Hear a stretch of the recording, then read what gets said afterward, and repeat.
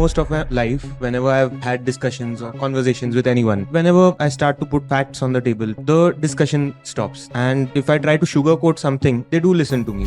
Don't participate in random stuff, that's it. If I can't have a truthful discussion, I won't have a false one either. Simple. But then even I have some worries, like maybe this is a biological response for years of them caring for me. Your silence will be your empathy. It will tell them how much you care. A relationship can sustain on falseness. It will continue to sustain on falseness. Bringing the truth to the other means challenging the false, right? The relationship itself is false. Challenge the relationship. How do we stop moral arrogance? If I think I know something that is right, is it my duty to tell you that even if it breaks the fabrics of our relationship? It all depends on the intensity of your love. There are those who are ready to listen, and it's good to talk to them. But it takes a lot of heart to talk to those who do not want to listen. You don't talk to them. You see someone committing the same mistakes you made in the past. There is a chance you are qualified to help, and there is risk involved. I just said chance. Chance is risk. Hello, sir. I'm Yash. I read one of your quotes. If you want to test a relationship, if you want to test the quality of your company, start talking real stuff with them, or just start blocking the nonsense. In most of my life, whenever I've had discussions or conversations with anyone, whenever there's a surface level discussion or something that is not diving deep or something related to lies, then everyone wants to pitch in into it. They want to give their own opinions, their own beliefs. Right. But whenever I start to put facts on the table, try to put the truth on the table or question them, the discussion stops. They don't want to pursue it further. Yeah. A recent example of this can be with my own parents. They are very workaholic. Whenever I try to tell them about their health, they should focus more on their health. They try to avoid the discussion. We'll talk about this at a different date, for example. And then the date never comes. So in that case, there's no discussion. I'm not able to have a proper deep conversation with someone who I have a relationship, or I supposedly have a relationship, if I believe it. And if I try to sugarcoat something and try to have a discussion, they do listen to me, but it does not feel as deep enough as a proper conversation which we might have now. So how do I go about this problem? No, don't participate in random stuff, that's it. If I can't have a truthful discussion, I won't have a false one either. Simple. Obviously, you cannot force anyone, let alone parents, into a discussion. That you cannot do. Basic civility. But then you too can't be forced to participate in gossip. That's it. Let there be silence. But then even I have some worries, like maybe this is a biological response for years of them caring for me. Yeah. Maybe it's a response. Your silence will be your empathy. It will tell them how much you care. If you are a cancer patient and I am discussing the stock markets with you, when you have been very reluctant to have even a proper diagnosis, then am I your friend? Am I your friend? No.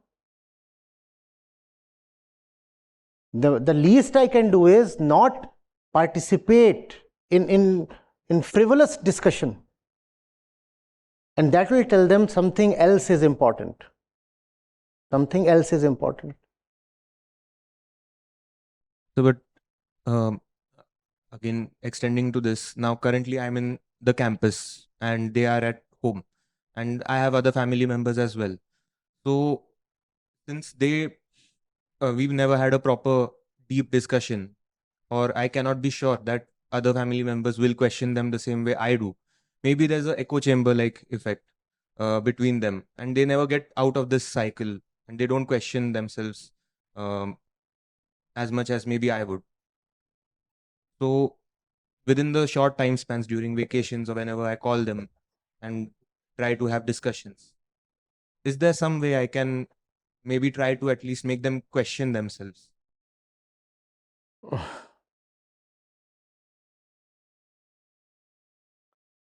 There is a way, it's a demanding way. You see, if a relationship can sustain on falseness, it will continue to sustain on falseness. Right? And in such a relationship, it will be very difficult to bring the other to the truth. Getting it? Now the way will be to put the relationship itself at stake. You see, if I am somebody who does not want to confront the fact of my own physical situation,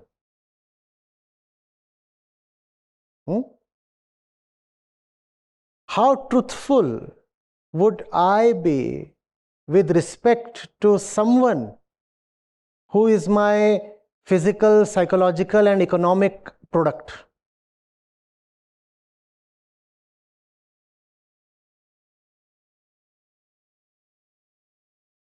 You want to address the other person in the relationship, and you want to address the one because of the relationship, right? He's my friend, or he's my father, or she's my mother, so I want to help them. What if the very foundation of the relationship prohibits any truth in the relationship? Because the relationship itself is founded on, now if you, biology, physicality, many things. Now if you want to bring the truth to the other, it might be needed that you challenge the relationship itself. Bringing the truth to the other means challenging the false, right? The relationship itself is false. So challenge the relationship. That might be the only way of helping the other. As long as the relationship can survive with haze, it will continue to prefer the haze.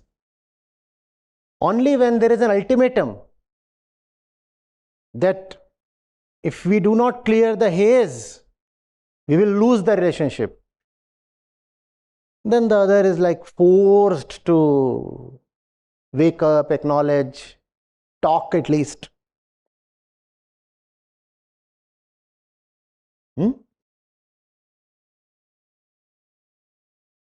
We are sitting here, and in that sense, you have a relationship right now, right? We are interacting, so there is a relationship. Now, suppose you all start spewing gibberish at me. Ultimately, what resort do I have? I'll have to get up and walk away. And I'll say, see, so many of them are there. It's a matter of our collective time. So many man hours are being invested in this process. But you don't want to listen, right? How do I communicate to you? How do I communicate to you that this is important? Ultimately, how do I communicate?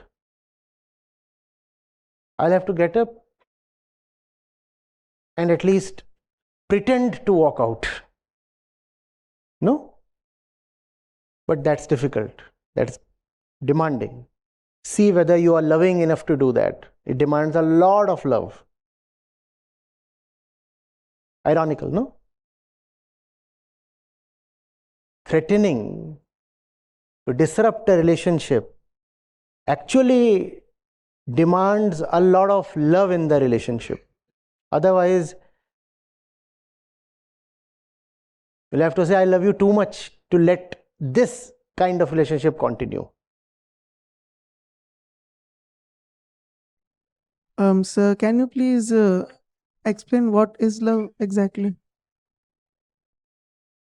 At the most fundamental level, it has to be tied again to the fundamental human condition itself. You're not right. You want to be right. That's love.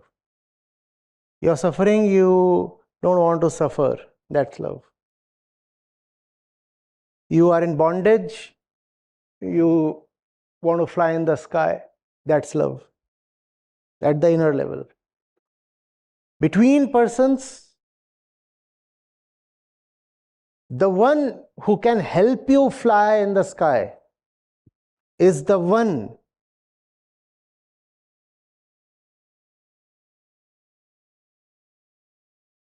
you ought to love. Instead, we often find ourselves loving those who propose to us with chains. No? Come hold my hand.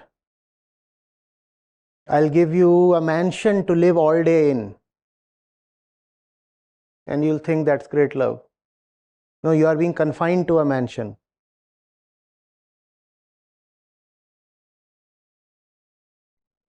So, another question, when you told him that sometimes we have to be daring to challenge our own relationship, that if it doesn't happen, I'm walking out. Doesn't it enforce, doesn't it kill their own free will? There is no free will. There is no free will. If there is free will, then they are already free. Then why do you need to disrupt the relationship? How can an unfree entity have free will? Your desires, your thoughts, hopes, ambitions, they are all conditioned. They are very unfree. Tradition, media, influences, biology, movies, culture, they decide even your most intimate matters. Where is freedom really?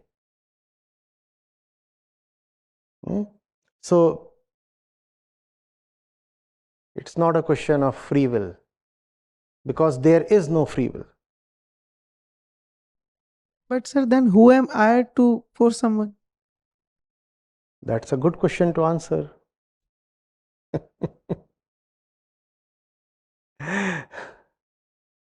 That's a good question to answer.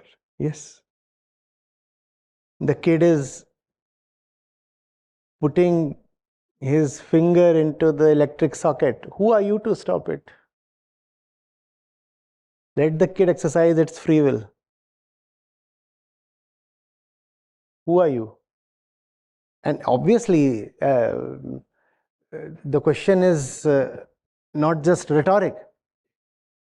Because first of all, you have to be more mature than the kid.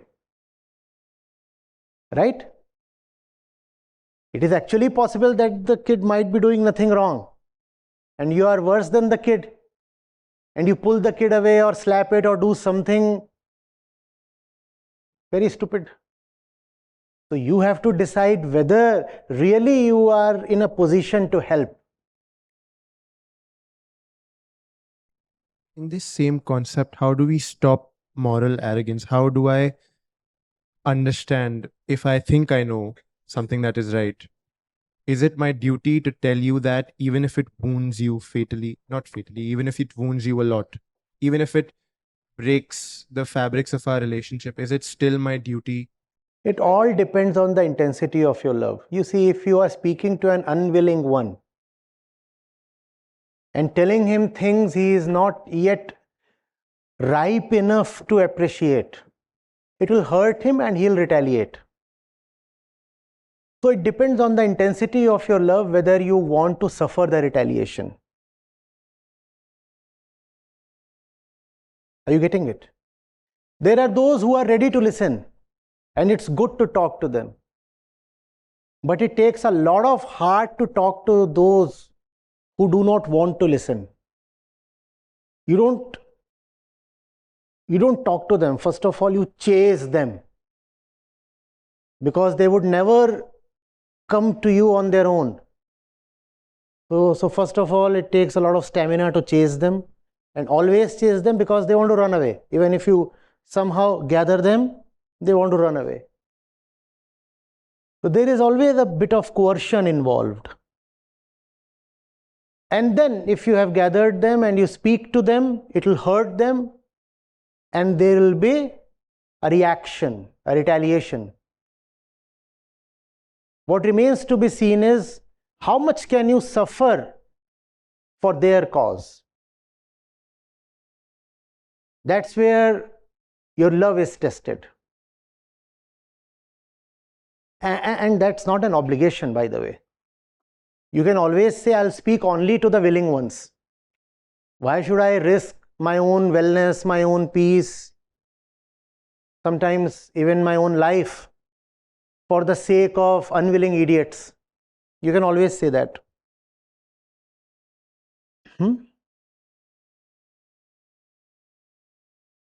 A point comes when you don't want to say that. A point comes when you find yourself unable to say that. A point comes when you find you can't help risking your own wellness. Because something is just so important, so urgent.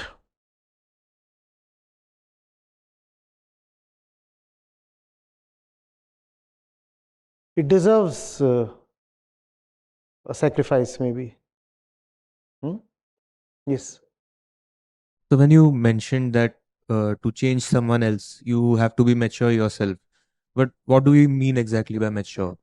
In a case of a small child, for example, a toddler, they question a lot of things. Maybe the parents, they might have questioned when they were toddlers, but may have forgotten.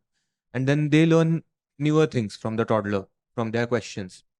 Or another example is if we keep pets, by observing what the pets do every day, we can learn about our own basic biology, which might be common between us, our needs and stuff like that. So, in this case, the toddler or the pet, generally we do not consider them as mature than the adult. Yeah, but you are more mature because you can learn by looking at the dog, and the dog cannot learn by looking at you. So you are more mature than the dog. And in the case of the toddler, when the Same thing. A good indicator is if you can look at the other and see your erstwhile self there, then there is a realistic chance that you have matured. When you look at the other and you see your former self there, the self that you have outgrown, then there is a realistic chance that yes, you are in a good position to help. You see someone committing the same mistakes you made in the past, there is a chance you are qualified to help.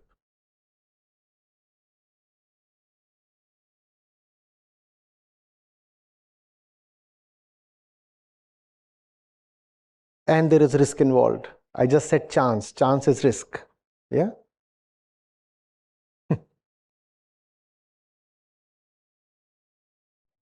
So I wanted to delve deeper into the truth problem, which is a problem, definitely not a conclusion.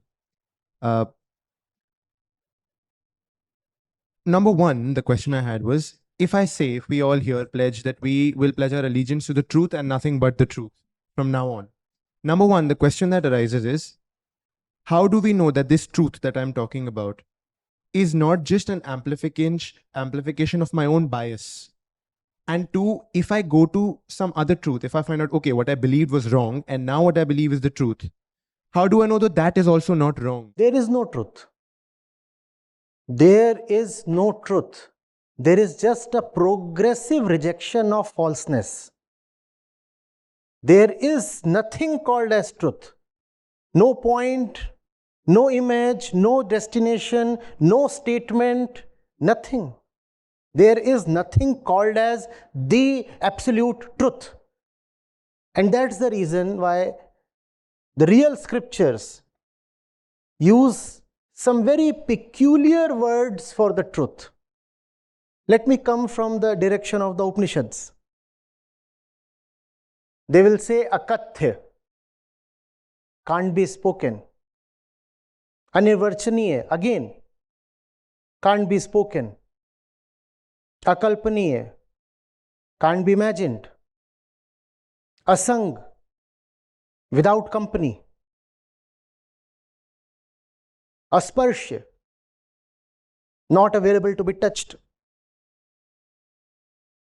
Aniket, never housed in any place or any geography. Just so that you do not create an image around the truth. Hence, in several ways, they warn you, they caution you. Anything that you can think of, know of, imagine, sing of, is not the truth. Never. Forget the truth. Dare the false. And because you don't want to look at the intimate falseness, so you imagine, speculate a faraway truth. No?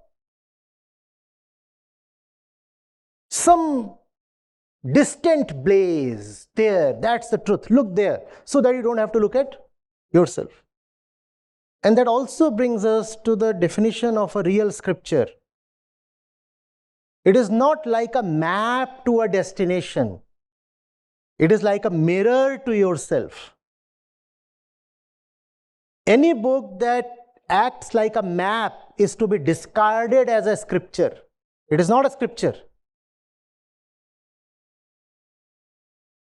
A scripture is a book that says, look at yourself, and says that in 1,000 ways. A mirror, can you look at your own face? That's a scripture. A mirror does not tell you anything. It does not tell you what the truth is, but it tells you how false you are. How tainted is the face. No? That's what the real scripture does. It never tells you the truth. Any book that claims to contain the truth is to be immediately rejected. The truth is contained in no book. But yes, there are great books that deserve to be called scriptures that can inspire you to challenge falseness. That's all that a book can do. Would it be fair to say we reach something we don't understand by rejecting everything we do understand? You don't have to reject everything that is there. Everything that we know is false. Yes, examination is the word. Inquiry is the word. You can't come to something with a premeditated mind, I'm going to reject it. That's bias. That's bias, not inquiry. It's not a commandment, reject, reject, reject. The way of living is, the nature of consciousness is knowing. Now, if that knowing results in rejection, fine, fine. Hello everyone, I'm Daksh, and I didn't say namaste because the real meaning of namaste I came to know when I joined the Gita sessions.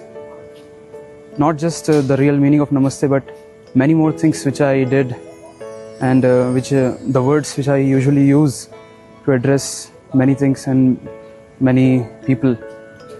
A lot has been changed, and the major thing which I can say is changed in me is I don't respect everyone. I respect those who have the capability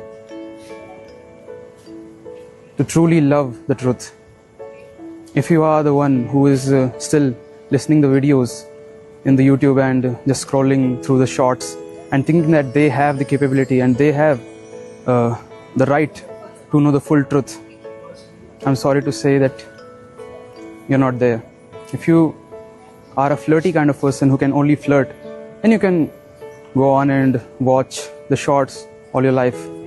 But if you think that you are somebody who can really love the truth, then I highly recommend you to join the Gita sessions, because this is what the youth, the common man needs the truth.